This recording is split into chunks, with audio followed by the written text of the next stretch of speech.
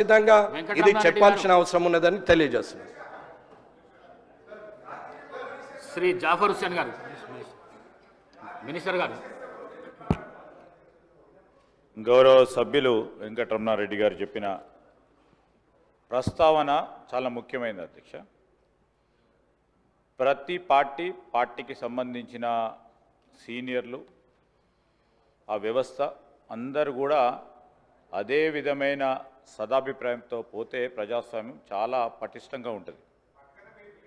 సరే, ఈరోజు వారు అనుభవం గల నాయకులు అధికార పక్షంలో ఉండి అనేక సందర్భాల్లో కూడా నేను చెప్తా ఉన్నప్పటికీ ఈరోజు ఎవరు మాట్లాడినా తప్పేమంటున్నాము సార్, ఎవరు మాట్లాడినా తప్పేమంటున్నారు. ఆ ప్రస్తావన సార్, ఆ ప్రస్తావనకు సంబంధించి వెంకటరమణారెడ్డి గారు చేసిన ప్రస్తావన గురించి నేను ప్రజాస్వామ్యానికి సంబంధించిన అంశం విషయంలో వారు కూడా ఒక హెల్దీ ప్రాక్టీస్ని చేసుకోవాలని వారు కోరిరు. డెఫినెట్లీ డెమోక్రటిక్ ప్రాసెస్లో నాకు హుందత్వాన్ని కాపాడే ప్రయత్నంలో అనేక సందర్భాల్లో ముఖ్యమంత్రి గారు కానీ, మా సహచరులు కానీ, మా సభ్యులు కానీ చాలా హుందాగా మాట్లాడే తీరు కానీ, అంశం కానీ, తెలంగాణ సంస్కృతికి సంబంధించిన అంశం విషయంలో స్పష్టంగా చాలా మర్యాదగా పోతా ఉన్నాం అధ్యక్ష. ఎక్కడైనా చిన్నగా ఎప్పుడైనా ఉంటే మేము ఈరోజు కూడా చెప్తా ఉన్నాం, మాకు బేషిజాలు లేవు.